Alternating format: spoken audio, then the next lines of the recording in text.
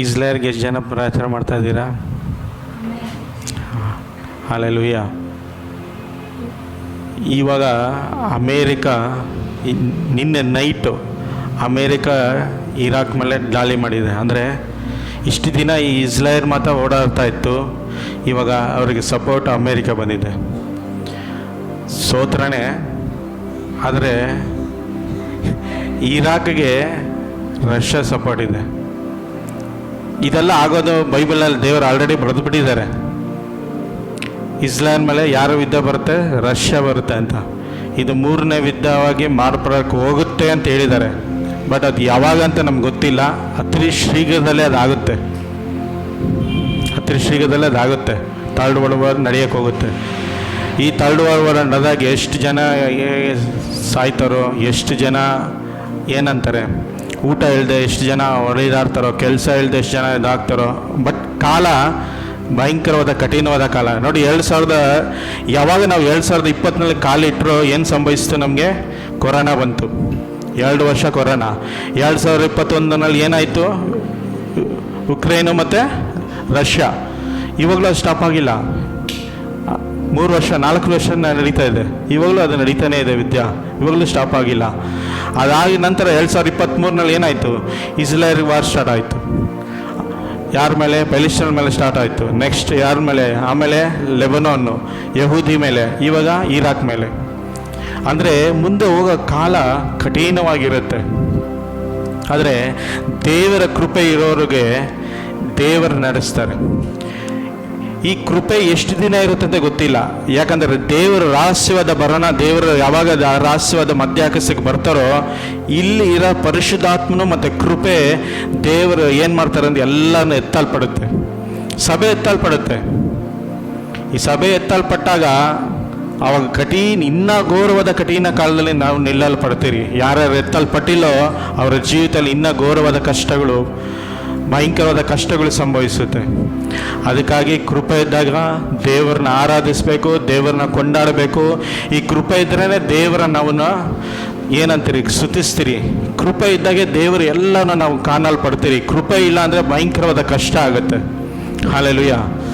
ಸರಿ, ನಾನು ವಾಕ್ಯದ ಮುಖಾಂತರ ಹೋಗೋಣ. ಅಪೊಸ್ತಲರು ಬರೆದ ಪುಸ್ತಕದಲ್ಲಿ 23ನೇ ಅಧ್ಯಾಯದ 11ನೇ ವಾಕ್ಯ.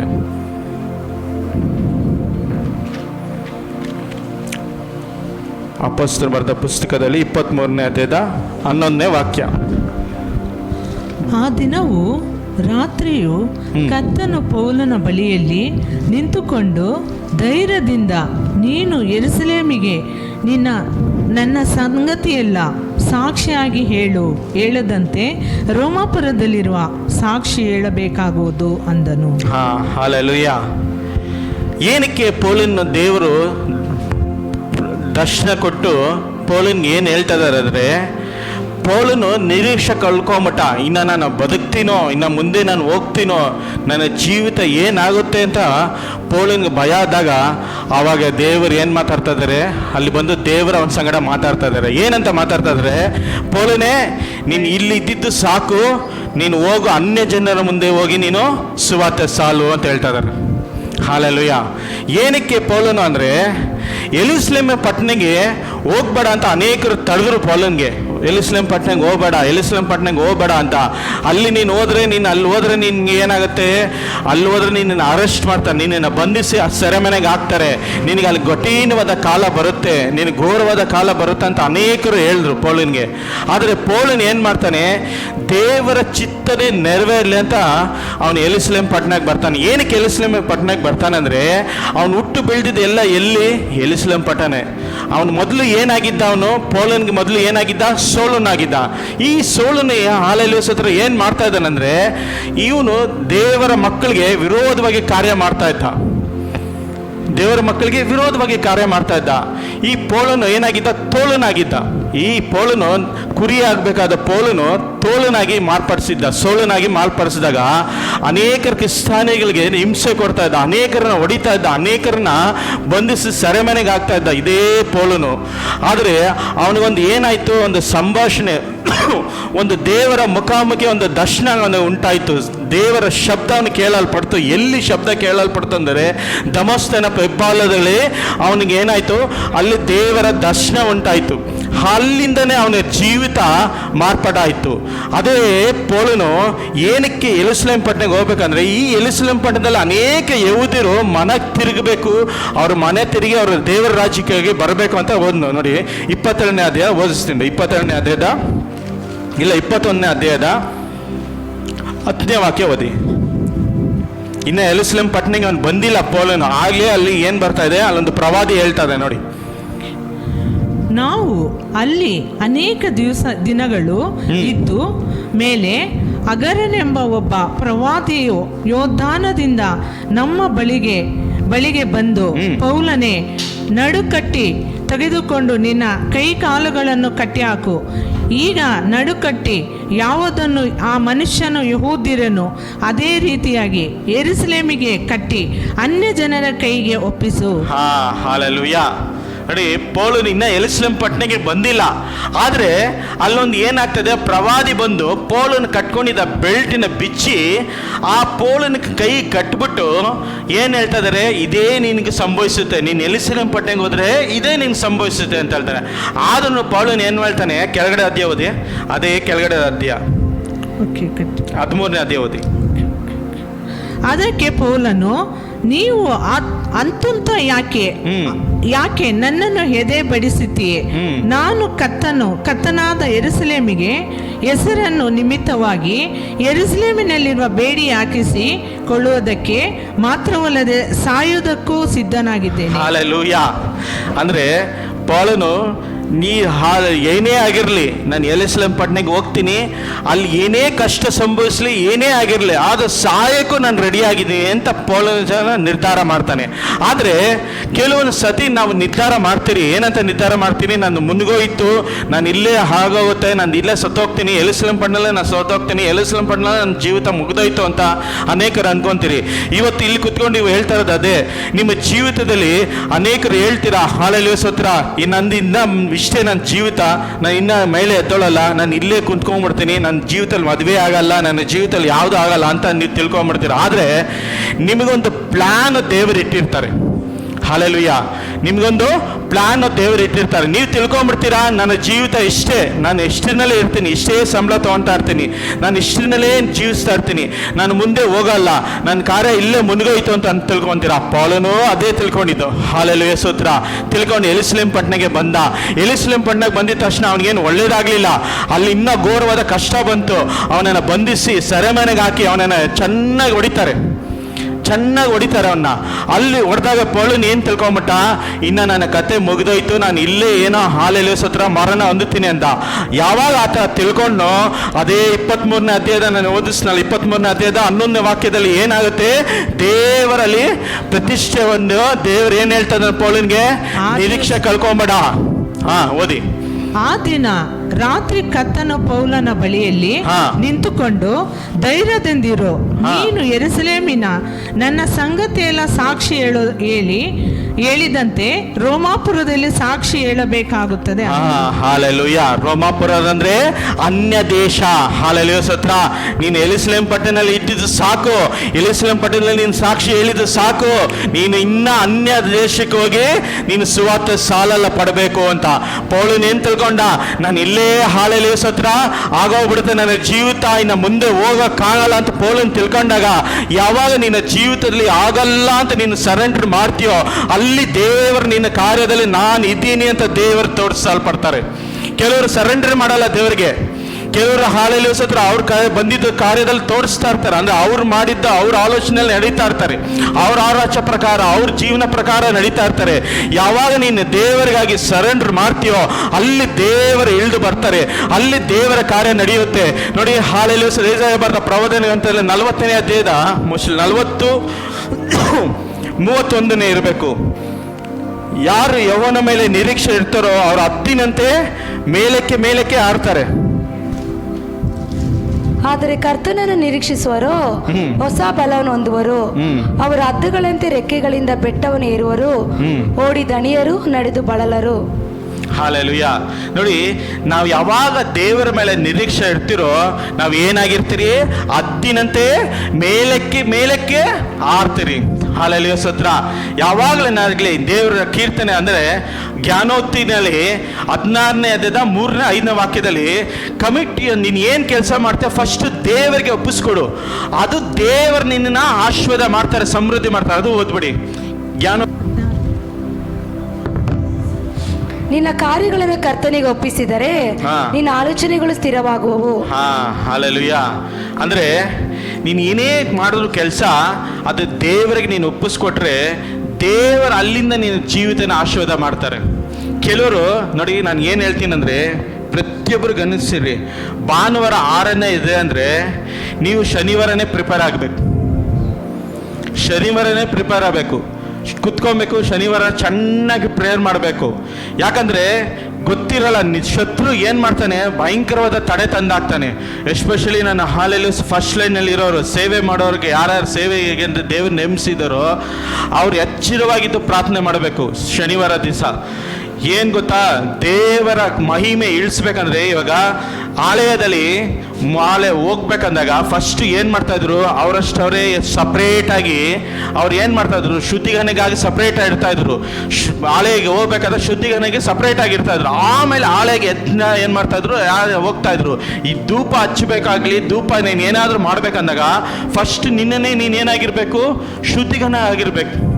ನಿಂದಲ್ಲಿ ಯಾವುದೋ ಪಾಪ ಬರ್ಕೂಡ್ದು, ಯಾವುದೋ ತಪ್ಪು ಬರ್ಕೂಡ್ದು, ಯಾವುದೋ ಇದು ಬರ್ಕೂಡ್ದು. ಅದಕ್ಕೆ ನಾನು ಯಾವಾಗಲೂ ಹೇಳೋದು, ನಾನು ಭಾನುವಾರ ಶನಿವಾರ ಅನೇಕರು ಹೇಳ್ತಾರೆ ಬೇಡ 7 ಗಂಟೆಗೆ ಎತ್ಕೊಳೋಣ, 8 ಗಂಟೆಗೆ ಎತ್ಕೊಳೋಣ. ಬಟ್ ನಾನು ಏನಂತ ಶನಿವಾರ ಅಂತೂ ದೇವರ ಸನ್ನಿಧಿಯಲ್ಲಿ ಕುತ್ಕೊಂಡು ನಾನು ಪ್ರಾರ್ಥನೆ ಮಾಡಬೇಕು.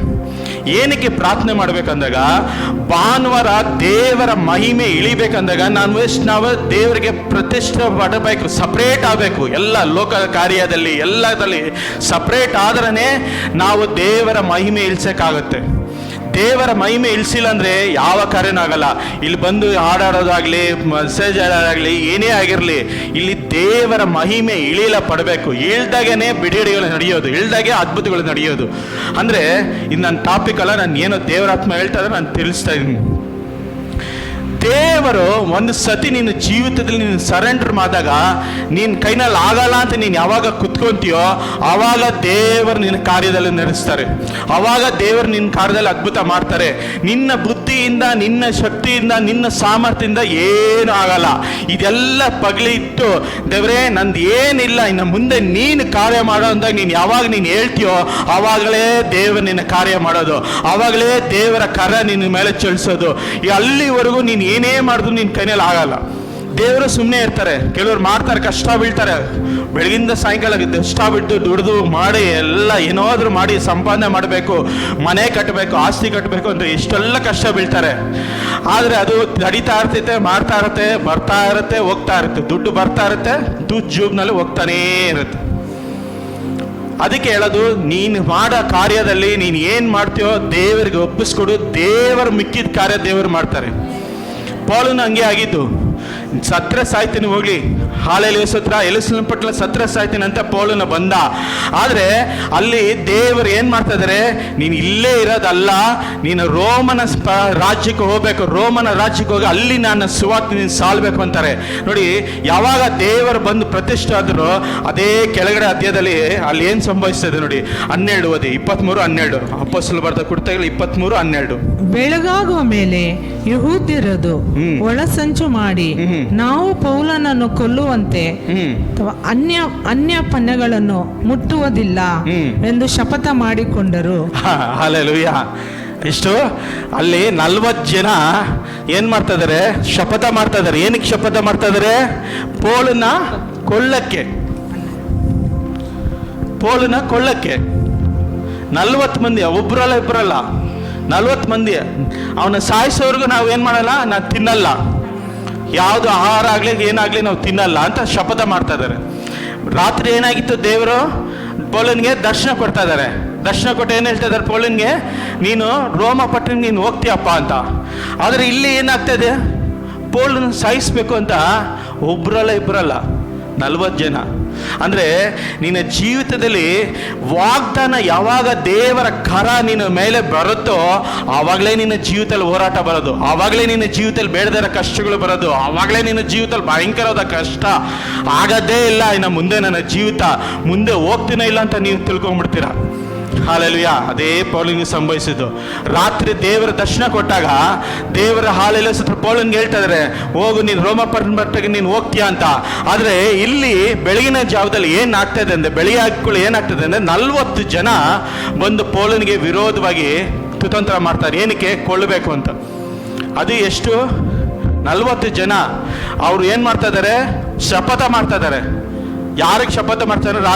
ರಾಜಕೀಯನಿಗೆ ಹೋಗಿ ಹೇಳ್ತಾ ಇದ್ದಾರೆ, ಪೌಲ ಸಾಯೋರ್ಗೂ ನಾವು ಸುಮ್ಮನೆ ಬಿಡಲ್ಲ ಅಂತ. ಹಾಲೆಲೂಯಾ. ಆದರೆ ನನ್ನ ದೇವರು ಬಿಡ್ತಾರಾ? ಹಾಲೆಲೂಯಾ. ನನ್ನ ದೇವರು ಬಿಡ್ತಾರಾ? ಅದೇ ನನ್ನ ದೇವರ ಸ್ಪೆಷಾಲಿಟಿ. ಯಾವಾಗ ನಿನ್ನ ಜೀವಿತದಲ್ಲಿ ಎಲ್ಲರೂ ವಿರೋಧವಾಗಿ ಎದ್ದು ಬರಲಿ, ಏನೇ ಬರಲಿ, ಆದರೆ ನನ್ನ ದೇವರು ನಿನ್ನ ಜೀವಿತದಲ್ಲಿ ಬರ್ದಿರೋ ತಲೆಮಾರಂತ ಹಾಲೆಲೂಯಾ ಸತ ಅದು ಏನು ಬರ್ದಿದೋ ಅದು ನೆರವೇರುತ್ತೆ. ತಡ ಆಗ್ಬೋದು, ಸ್ವಲ್ಪ ಕಾಲ ತಡ ಆಗ್ಬೋದು, ಸ್ವಲ್ಪ ಕಾಲ ನೀನೇ ಬಿಟ್ಕೊಡ್ಬೋದು, ಸ್ವಲ್ಪ ಕಾಲ ನಿಂದೇ ಸಮಯ ಕಳಿಬೋದು, ವ್ಯರ್ಥವಾಗಿ ಕಳಿಬೋದು, ಆದರೆ ಅದು ನೆರವೇರುತ್ತೆ. ಎಕ್ಸಾಂಪಲು, ದೇವರ ಅಬ್ರಾಹ್ಮನಿಗೆ ಏನು ಮಾಡಿದ್ರು? 400 ವರ್ಷ ನಿನ್ನ ಸಂತತಿಗಳು ದಾಸತ್ವವಾಗಿ ಇರ್ತಾರೆ ಅಂತ ಅಬ್ರಾಹ್ಮನಿಗೆ ಏನು ಮಾಡಿದ್ರು? ದೇವರು ಹೇಳಿದ್ರು. ಆದರೆ ಮೋಶೆ ಕಾಲ ಅಲ್ಲಿ ಬಂದಾಗ 430 ವರ್ಷ ಆಯಿತು. ಈ 30 ವರ್ಷ ಎಲ್ಲಿ ತಲೆ ಆಯಿತು? ಸೈತಾನನ ಮಾಡೋಕ್ಕೆ ಕುತಂತ್ರ ಕಾರ್ಯಗಳು. ಅಂದರೆ ಅವನು ಏನು ಮಾಡ್ತಾನೆ ಅಂದರೆ, ನಮ್ಮನ್ನು ಲೇಟ್ ಮಾಡೋಕ್ಕೆ, ನಮ್ಮನ್ನು ಆಯುಸ್ಸು ಮತ್ತು ನಮ್ಮನ್ನು ವಯಸ್ಸನ್ನ ಕಳಿಯೋಕ್ಕೆ ಏನು ಮಾಡ್ತಾನೆ? ಲೇಟ್ ಮಾಡ್ತಾನೆ ನಮ್ಮ ಜೀವಿತದಲ್ಲಿ. ಯಾವಾಗಲೂ ಅಷ್ಟೇ, ಅವನು ಯಾವಾಗಲೂ ಲೇಟ್ ಮಾಡ್ತಾನೆ. ನೋಡಿ, 400 ವರ್ಷ ಅಂತ ದೇವರು ಹೇಳಿದ್ದು ವಾಗ್ದಾನ, ಅದನ್ನು 430 ವರ್ಷ ಆಯ್ತು. ನೋಡಿ, ಓದಿಸ್ತೀನಿ ಬೇಕಾದ್ರೆ. ಎಕ್ಸೋಡಸ್ ವಿಮೋಚನ ಕಾಂಡ 12ನೇ ಅಧ್ಯಾಯ 40 ಓದಿ. ವಿಮೋಚನ ಕಾಂಡ 12ನೇ ಅಧ್ಯಾಯ 40.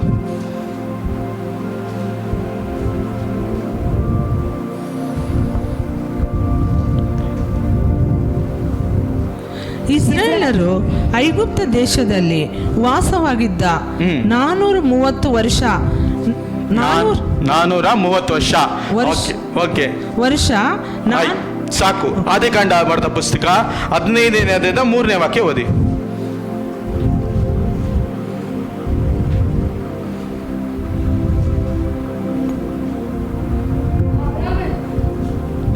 ಅಬ್ರಾಮನು, ಇಗೋ ನೀನು ನನಗೆ ಸಂತಾನವನ್ನು ಕೊಡಲಿಲ್ಲ, ಇಗೋ ನನ್ನ ಮನೆಯಲ್ಲಿ ಹುಟ್ಟಿದವನು ನನಗೆ ಬಾಧ್ಯನಾಗಿರುವನು. 15ನೇ ಅಧ್ಯಾಯದ 3ನೇ ವಾಕ್ಯನಾ? ಹೌದು. ಅಬ್ರಾಮನು, ಇಗೋ ನೀನು ನನಗೆ ಸಂತಾನವನ್ನು ಕೊಡಲಿಲ್ಲ, ಇಗೋ ನನ್ನ ಮನೆಯಲ್ಲಿ ಹುಟ್ಟಿದವನು ನನಗೆ ಬಾಧ್ಯನಾಗಿರುವನು. ಇಗೋ ಕರ್ತನ 13 ಆದಿಕಾಂಡ ಬರೆದ ಪುಸ್ತಕ 15ನೇ ಅಧ್ಯಾಯ 13. ಆಗ ಯೆಹೋವನು ಅವನಿಗೆ, ನೀನು ಚೆನ್ನಾಗಿ ತಿಳಿದತಕ್ಕನೇನೆಂದರೆ, ನಿನ್ನ ಸಂತತಿಯು ಅನ್ಯ ದೇಶದಲ್ಲಿ ಕೆಲವು ಕುಲವಾಸವಾಗಿದ್ದು ಆ ದೇಶದವರಿಗೆ ದಾಸರಾಗುವರು. 400 ವರ್ಷ. 400 ವರ್ಷ. ಅಲ್ಲಿ ಐಗುಪ್ತ ಮೀನ್ಸ್ ವಿಮೋಚನ ಕಾಂಡ ಮೋಶೆ ಕಾಲದಲ್ಲಿ ಎಷ್ಟು ವರ್ಷ ಆದ್ಮೇಲೆ ಬಿಡುಗಡೆ ಆಯ್ತು? 430. ಈ 30 ವರ್ಷ ಎಲ್ಲಿ ಬಂತು ಗ್ಯಾಪು? ಶತ್ರು ಮಾಡಿದ್ದು. ಯಾಕೆ? ಮೋಶೆನ ಏನು ಮಾಡಿದ್ರು? 40 ವರ್ಷ ಮೋಶೆನ ಅರಣ್ಯದಲ್ಲಿ ಓಡಿಸಿದ್ರು. ಕೆಲವೊಂದು ಜೀವಿತದಲ್ಲಿ ಶತ್ರು ಮಾಡೋದು ಹಂಗೆ ಕಾರ್ಯಗಳು. ಯಾವಾಗ ನಮ್ಮ ಜೀವಿತದಲ್ಲಿ ನಾವು ಏನಾಗಿರ್ತೀವಿ ಗೊತ್ತಾ, ನಾವು ಬಿಟ್ಕೊಡಲ್ವೋ ಆವಾಗ ಶತ್ರು ಏನು ಮಾಡ್ತಾನೆ? ನಮ್ಮನ್ನ ತಡ ಮಾಡಿಬಿಡ್ತಾನೆ ವಾಗ್ದಾನಗಳನ್ನ. ನೀನು 18 ವರ್ಷಕ್ಕೆ ಸೇವೆಗೆ ಬರಬೇಕಾದವನು 40 ವರ್ಷಕ್ಕೆ ಬಂದರೆ ಏನು ಪ್ರಯೋಜನ? 30 ವರ್ಷಕ್ಕೆ ಸೇವೆ ಮಾಡಬೇಕಾದ ನೀನು 60 ವರ್ಷಕ್ಕೆ ಬಂದರೆ ಏನು ಪ್ರಯೋಜನ? ಶತ್ರು ಮಾಡೋದು ಹಂಗೆ ಕಾರ್ಯಗಳು. ಶತ್ರು ಯಾವಾಗಲೂ ಹಂಗೆ ಮಾಡೋದು. ಯಾವ ಟೈಮಿನಲ್ಲಿ ನಿನಗೆ ಏನಾಗಬೇಕಂತ ತಡ ಮಾಡಿಬಿಡ್ತಾನೆ. ನಿನ್ನ ಜೀವಿತದಲ್ಲಿ ಎಲ್ಲ ಕಾರ್ಯಗಳು ತಡ ಮಾಡ್ತಾನೆ. ಬಟ್ ವಾಗ್ದಾನ ನೆರವೇರುತ್ತೆ. ದೇವರು ಒಂದ್ಸತಿ ಬಾಯಿನಲ್ಲಿ ಹೇಳಿದ್ಮೇಲೆ ನೆರವೇರುತ್ತೆ. ಆದರೆ ತಕ್ಕ ಸಮಯದಲ್ಲಿ ನೆರವೇರಕ್ಕಾಗಲ್ಲ. ಅಲ್ಲಿ ತಡವಾಗುತ್ತೆ. ಏನಕ್ಕೆ ತಡ ಆಗುತ್ತೆ? ಒಂದೊಂದ್ಸತಿ ನೀನು ಶರೀರದಲ್ಲಿ ಬಿಟ್ಕೊಡಲ್ಲ, ಒಂದೊಂದ್ಸತಿ ನಿನ್ನ ಕಾರ್ಯದಲ್ಲಿ ನಿಲ್ಲಲ್ಲ, ಒಂದೊಂದ್ಸತಿ ನಿನಗೆ ವಿರೋಧವಾಗಿ ಕಾರ್ಯಗಳು ಬರುತ್ತೆ. ನಿನ್ನ ಸಂಬಂಧಪಟ್ಟಿದ್ದ ಕಾರ್ಯಗಳು ನಿನ್ನ ಸಂಬಂಧಿಕರೇ ನಿನ್ನ ವಿರೋಧವಾಗಿ ನಿಂತ್ಕೊಂಡ್ಬಿಡ್ತಾರೆ. ಯಾವಾಗ ನೋಡಿ, ದೇವರ ಸೇವೆಗೆ ದೇವರ ನಾಮಕ್ಕಾಗಿ ನಿಲ್ತಾಗ ನಿನಗೆ ಫಸ್ಟ್ ವಿರೋಧಿಯಾಗಿ ಬರೋದು ಯಾರು? ನಿನ್ನ ಸ್ವಂತದವರೇ ವಿರೋಧವಾಗಿ ಬರೋದು. ಯಾಕಂದ್ರೆ ಗೊತ್ತು ಶತ್ರುಗೆ, ನೀನು ಎಲ್ಲಿ ಹೊಡೆದ್ರೆ ನೀನು ಕೆಳಗೆ ಬೀಳ್ತೀಯ ಅಂತ ಅವನು ಅಲ್ಲೇ ಹೊಡಿತಾನೆ. ನಿನ್ನ ಜೀವಿತದಲ್ಲಿ ನೀನು ಯಾರ ಮಾತು ಕೇಳ್ತೀಯ ಅಂದರೆ ಅವನು ಗೊತ್ತಿರುತ್ತೆ, ಅದೇ ಸ್ವಂತ ಇಟ್ಕೊಂಡು ಅವ್ನು ಹೊಡಿತಾನೆ. ಅಂದರೆ ನಿನ್ನ ವೀಕ್ನೆಸ್ ಎಲ್ಲಿದೆಯೋ ಆ ವೀಕ್ನೆಸ್ ನೋಡ್ಕೊಂಡೇ ಅವ್ನು ಯುದ್ಧ ಮಾಡ್ತಾನೆ. ಹಾಲೆಲೂಯ. ಪೌಲನ್ಗೆ ಏನು ಹೇಳ್ತು? ಹಾಲೆಲೂಯ ಸ್ತೋತ್ರ. ರಾತ್ರಿ ಏನಾಯ್ತು ಅಂದ್ರೆ ದರ್ಶನ ಉಂಟಾಯ್ತು, ದೇವರ ದರ್ಶನ. ಆದರೆ ಅಲ್ಲಿ ಬೆಳಿಗ್ಗೆ ಏನಾಗ್ತದೆ, 40 ಜನ ಅವನಿಗೆ ವಿರೋಧವಾಗಿ ತುತಂತ್ರ ಮಾಡಿ ಬರ್ತಾ ಇದ್ದಾರೆ. ಅದು ಏನು ಶಬ್ದ ಮಾಡ್ತಾ ಇದ್ದಾರೆ, ಅವನು ಸಾಯಿಸೋರ್ಗು ನಾನು ಆಹಾರ ತಿನ್ನಲ್ಲ ಅಂತ. ಆದರೆ ಪೌಲನ ಮುಟ್ಟಕ್ಕಾಗ್ಲಿಲ್ಲ. ಯಾಕೆ? ವಾಗ್ದಾನ. ಹಾಲೆಲೂಯ ಸ್ತೋತ್ರ. ವಾಗ್ದಾನ ಇದೆ.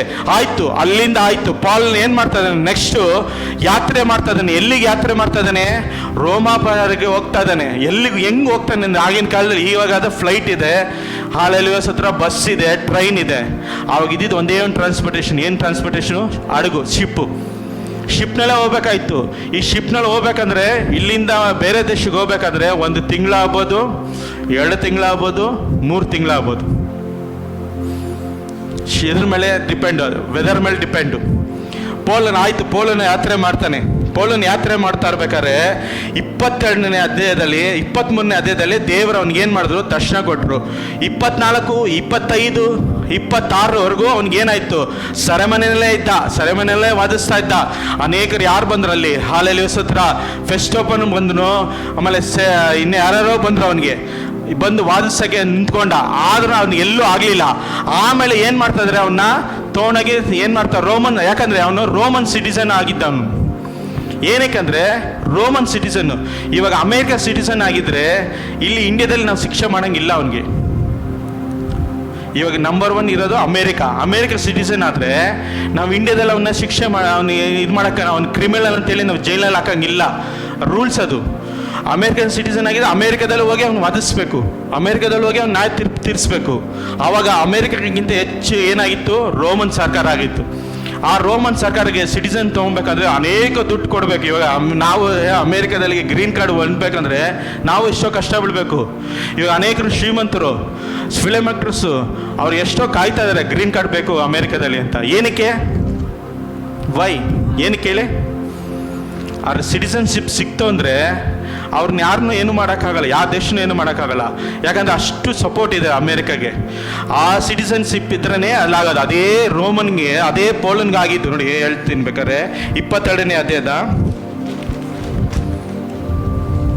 22:3 ಅಪೊಸ್ತಲರು ಬರೆದ ಕೃತ್ಯಗಳಲ್ಲಿ 22ನೇ ಅಧ್ಯಾಯ. ನಿಜವಾಗಿಯೂ ನಾನು ಕಿಲಿಕ್ಯದ ತ್ರಾಸ ಪಟ್ಟಣದಲ್ಲಿ ಹುಟ್ಟಿದ ಒಬ್ಬ ಯಹೂದ್ಯನು, ಆದರೂ ಈ ಪಟ್ಟಣದಲ್ಲಿ ಗಮಾಲಿಯೇಲನ ಪಾದದ ಬಳಿಯಲ್ಲಿ ಬೆಳೆದವನಾಗಿದ್ದು, ಪಿತೃಗಳ ನ್ಯಾಯ ಪ್ರಮಾಣದ ಸಂಪೂರ್ಣ ಕ್ರಮಕ್ಕನ್ನು ಸರವಾಗಿ ಶಿಕ್ಷಣ ಹೊಂದಿ ಈ ದಿನ ನೀವೆಲ್ಲರೂ ಹೇಗೋ ಹಾಗೆ ದೇವರ ಕಡೆಗೆ ಆಸಕ್ತಿ ಉಳ್ಳವನಾಗಿದ್ದೀರಾ. ಸಾಕು. ಹಾಲೆಲೂಯ ಸ್ತೋತ್ರ. ಅವನು ಯಾವುದೋ ಗಮೀಲ ಪಟ್ಟಣದಲ್ಲಿ ಯೂನಿವರ್ಸಿಟಿ ಆಗಿದ್ದ. ಅದೇ ಹಾಲೆಲೂಯ ಸ್ತೋತ್ರ ರೋಮನ್ ಸಿಟಿಸನ್. ಪೌಲನೇ ಹೇಳ್ತಾನೆ,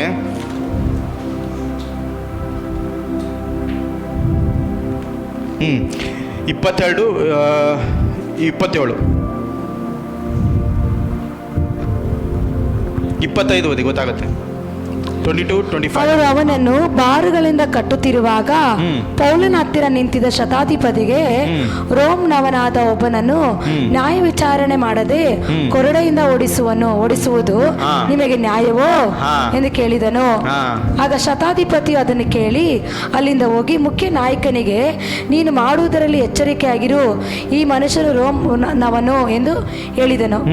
ಆಗ ಮುಖ್ಯ ನಾಯಕನು ಬಂದು ಅವನಿಗೆ, ನೀನು ರೋಮ್ನವನೋ, ನನಗೆ ಹೇಳು ಎಂದು ಕೇಳಿದಕ್ಕೆ ಅವನು ಹೌದು ಅಂದನು.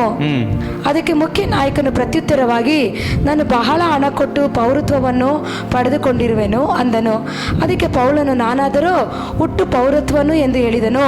ಹಾಲೆಲೂಯ. ಅಲ್ಲಿ ಪೌಲನ್ ಏನ್ ಹೇಳ್ತಾನೆ? I am the Roman citizen. ಅದಕ್ಕೆ ಅಲ್ಲಿ ಶತಾಧಿಪತಿ ದುಡ್ಡು ಕೊಟ್ಟು, ಅನೇಕ ಸತಿ ದುಡ್ಡು ಕೊಟ್ಟು, ನಾನು ರೋಮನ್ ಸಿಟಿಸನ್ ಆಗಬೇಕಾಯ್ತು, ಅದು ನನಗೆ ಸಿಗ್ಲಿಲ್ಲ, ನಿನಗೆ ಹೆಂಗಪ್ಪ ಸಿಕ್ತು ಅಂತ ಕೇಳ್ತಾ ಇದ್ದಾನೆ. ಅದಕ್ಕೆ ಆ ಪೌಲನ್ ಏನು ಹೇಳ್ತಾ ಇದ್ದಾನೆ? ನಾನು ಹುಟ್ಟಿದಾಗೆ ರೋಮನ್ ಸಿಟಿಸನ್ ಆಗಿದ್ದೆ. ಹಾಲೆಲೂಯ. ಒಂದು ರೋಮನ್ ಸಿಟಿಸನ್ ಆದಾಗ ಅವನ ನ್ಯಾಯ ತೀರ್ಪು ತೀರಿಸ್ಬೇಕಾದ್ರೆ ಎಲ್ಲಿ? ಆ ರೋಮನ ರಾಜ್ಯದಲ್ಲಿ ಹೋಗಿ ಅವನ ನ್ಯಾಯ ತೀರ್ಪು ತೀರಿಸ್ಬೇಕು. ಅಲ್ಲಿವರೆಗೂ ಅವನನ್ನು ಅರೆಸ್ಟ್ ಮಾಡೋಂಗಿಲ್ಲ, ಅಲ್ಲಿವರೆಗೂ ಅವನ ನ್ಯಾಯ ತೀರ್ಪು ಮಾಡೋಂಗಿಲ್ಲ, ಇವ್ರಿಗೇನು ಶಿಕ್ಷೆ ಮಾಡೋಕ್ಕೆ ಕೊಡೋಂಗಿಲ್ಲ. ಕೊಟ್ಟರೆ ಅಲ್ಲಿ ಏನಾಗುತ್ತೆ, ಆ ರೋಮನ್ ನೇರೋ ಚಕ್ರವರ್ತಿ ಬಂದು ಏನು ಮಾಡ್ತಾನೆ, ಆಗಿನ ಕಾಲದಲ್ಲಿ ರೂಲ್ ಇದ್ದಿದ್ದು ನೇರೋ ಚಕ್ರವರ್ತಿ ಆಗಿನ ಕಾಲದಲ್ಲಿ. ಇವಾಗ ಅಮೇರಿಕ ಟ್ರಂಪ್ ಪ್ರೆಸಿಡೆಂಟ್ ಹೆಂಗೋ ಅಲ್ಲಿ ಅವಾಗ ಹಂಗೆ ಬಲಿಷ್ಠವಾಗಿತ್ತು ಅವಾಗ ರೋಮನ್ ಸಿಟಿಸನ್. ಆಮೇಲೆ ರೋಮನ್ ಸಿಟಿಸನ್ ಆದಮೇಲೆ ನೆಕ್ಸ್ಟ್ ಗ್ರೀಕ್ ಬಂತು, ಗ್ರೀಕ್ ಆದಮೇಲೆ ಹಾಲಲ್ಲಿ ಸತ್ರ ಯುರೋಪಿಯನ್ ಸರ್ಕಾರ ಬಂತು, ಆಮೇಲೆ ಅಮೇರಿಕ ಸರ್ಕಾರ. ಇವಾಗ ಇರೋದು ನಂಬರ್ 1 ಗ್ರೇಟ್ ಆಗಿರೋದು ಯಾವುದು? ಅಮೇರಿಕನ್ ಸರ್ಕಾರ. ಇವೆಲ್ಲ ಇದೆ ಹಾಲಲ್ಲಿ ಸತ್ರ. ಹಿಂಗಿರ್ಬೇಕಾದಾಗ ರೋಮನ್ಗೆ 22ರಿಂದ 23, 24, 25, 27 ಅಧ್ಯಾಯಕ್ಕೆ ಅವನು ಯಾತ್ರೆ ಮಾಡ್ತಾ ಇದ್ದಾನೆ. ಹೆಂಗೆ ಯಾತ್ರೆ ಮಾಡ್ತಾ ಇದ್ದಾನೆ ಅಂದರೆ ಹಡಗುನಲ್ಲಿ ಯಾತ್ರೆ ಮಾಡ್ತಾ ಇದ್ದಾನೆ. ಹೋಗ್ಲಿ, ಹಡಗುನಲ್ಲಿ ಯಾತ್ರೆ ಮಾಡ್ತಾ ಇರ್ಬೇಕಾರೆ ಅಲ್ಲಿ ಜನಗಳು ಏನೋ ಬಿಟ್ಬಿಟ್ರು, ಜನಗಳನ್ನ ಬಿಟ್ಬಿಟ್ರು, ಆದರೆ ಪ್ರಕೃತಿ ಬಿಡಲಿಲ್ಲ. ಏನಾಯ್ತು ಗೊತ್ತಿರ್ಬೇಕು ನಿಮಗೆಲ್ಲ, ಓದಿ 27ನೇ ಅಧ್ಯಾಯದ 13, 27-13. ಓಕೆ. ತಿಂಗಾಳು ಗಾಳಿ ಮೇಲಾಣೆ ಬೀಸಲಾಗಿ ತಮ್ಮ ಉದ್ದೇಶವು ಸಾರ್ಥಕವಾಯಿತೆಂದು ಭಾವಿಸಿ ಲಗ್ಗೆಗೆ ಎತ್ತಿ ಕೇಂದ್ರ ದೀಪವನ್ನು ಅನುಸರಿಸಿ ತೀರದ ಮೊಗಲಲ್ಲಿ ಹೋಗುತ್ತಿದ್ದ ಆ ಸ್ವಲ್ಪ ಹೊತ್ತಿನ ಮೇಲೆ ದೀಪದ ಮೇಲನಿಂದ ಈ ಈಶ್ವರ ಪೂರ್ವವಾಯಿತು ಎಂಬ ಹೆಚ್ಚು ಗಾಳಿ ಹೊಡೆಯಿತು. ಆ ಹೊಡೆತಕ್ಕ ಹಡಗು ಸಿಕ್ಕಿಕೊಂಡು ಗಾಳಿಗಳೆದುರಾಗಿ ಒಡೆದು ಹಡಗು ಸಿಕ್ಕಿಕೊಂಡು ಗಾಳಿಗಳೆದುರಾಗಿ ನಿಲ್ಲೋದಕ್ಕೆ ಆಗದೆ ಹೋಯಿತು. ಹಾಲೆಲೂಯಾ. ಪೌಲನು ಯಾತ್ರೆ ಮಾಡ್ತಾ ಇರ್ಬೇಕಾರೆ, ಹಡಗಿನಲ್ಲಿ ಯಾತ್ರೆ ಮಾಡ್ತಾ ಇರ್ಬೇಕಾರೆ ಹಡಗು ಒಡೆದು ಹೋಯ್ತು. ಏನದು? ಬಿರುಗಾಳಿ ಬಂತು. ಅಂದ್ರೆ ಸೈಕ್ಲೋನ್ ಅಂತಾರೆ. ಸೈಕ್ಲೋನ್ ಅದು 1 ದಿವಸ 2 ದಿವಸ 3 ದಿವಸ ಅಲ್ಲ, 14 ದಿವಸ, 14 ಡೇಸ್ ಸೈಕ್ಲೋನ್. ಆ 14 ಡೇಸ್ನಲ್ಲಿ ಸೂರ್ಯ ಹುಟ್ಟಿದನೇ ಇಲ್ಲ ಅಂತ ಗೊತ್ತಿಲ್ಲ ಅವ್ರಿಗೆ, ಅಷ್ಟು ಬಿರುಗಾಳಿ. ಅಲ್ಲಿರೋ ಜನಗಳೆಲ್ಲ ಏನಾಗಿದ್ದಾರೆ, 172, 272, 172 ಜನಗಳು ಅಲ್ಲಿ ಯಾತ್ರೆ ಮಾಡ್ತಾ ಇದ್ರು. ಯಾತ್ರೆ ಮಾಡ್ತಾ ಇರ್ಬೇಕಾದ್ರೆ ಎಲ್ಲರಿಗೇನಾಯ್ತು? ಭಯ ಸಂಭವಿಸ್ತು. ಇವಾಗ ನಮಗೆ ಒಂದು ದಿವಸ ಮಳೆ ಬಂತಂದ್ರೆ ಎಷ್ಟು ಕಷ್ಟ ಆಗುತ್ತೆ. ಫುಲ್ ನೀರು ಬಂದ್ಬಿಟ್ರೆ ನಮಗೆ ಭಯ ಆಗುತ್ತೆ, ಎಲ್ಲಿ ಮುನ್ಗೋಗ್ತೀರಿ, ಎಲ್ಲಿ ಏನಾಗುತ್ತೆ ಅಂತ. ಆದರೆ ಇವನು ಯಾತ್ರೆ ಮಾಡ್ತಾ ಇದ್ದ ಹಡಗುನಲ್ಲಿ ಸಮುದ್ರ, ಈ ಕಡೆ ಸಮುದ್ರ, ಆ ಕಡೆ ಸಮುದ್ರ, ಆ ಕಡೆ ಸಮುದ್ರ. ಅವನು ಇಳಿಬೇಕು ಹೋಗ್ಬೇಕು ಅಂದ್ರೂ ಆಗಲ್ಲ. ಯಾಕೆ? ಸಮುದ್ರದಲ್ಲಿ ಬಿರುಗಾಳಿ ಬಂದು ಇದು ಮಾಡ್ತಾ ಇದೆ. ಇಲ್ಲಿ ಜನಗಳನ್ನ ಏನು ಮಾಡಿದ್ರು? ಶಪಥ ಮಾಡಿದ್ರು, ಇವನು ಸಾಯಿಸೋವರೆಗೂ ಬಿಡಲ್ಲ ಅಂತ. ಹೋಗ್ಲಿ, ಆಯಿತು. ಅದಾಗಲಿ ಏನಾಯಿತು? ಪೌಲನು ಯಾತ್ರೆ ಮಾಡ್ತಾ ಇದ್ದಾನೆ, ಹಡಗಿನಲ್ಲಿ ಯಾತ್ರೆ ಮಾಡ್ತಾ ಇರ್ಬೇಕಾದ್ರೆ ಏನಾಯ್ತು? ಬಿರುಗಾಳಿ ಸಂಭವಿಸ್ತಾ ಇದೆ. ನೋಡಿ, ಶತ್ರು ಹೆಂಗೆಲ್ಲ ಹೋರಾಟ ಮಾಡ್ತಾನಲ್ಲ. ವಾಗ್ದಾನ ಇದ್ದಾಗ, ವಾಗ್ದಾನ ಕಾಲಿಡಬೇಕಂದಾಗ ಭಯಂಕರವಾದ ಹೋರಾಟ ಮಾಡ್ತಾನೆ. ಕೆಲಸ ಬಂದಿದೆ ಮನಸ್ಸ? ಅರ್ಥ ಆಗ್ತಾ ಇದೆಯಾ? ಮುಂದೆ ಬಾ. ನೀನು ಯಾಕೆ ಹಿಂದೆ ಕೂತ್ಕೊಂಡಿದ್ಯಾ? ಅಲ್ಲೇ ಬಾ, ಮುಂದೆ ಬಾ.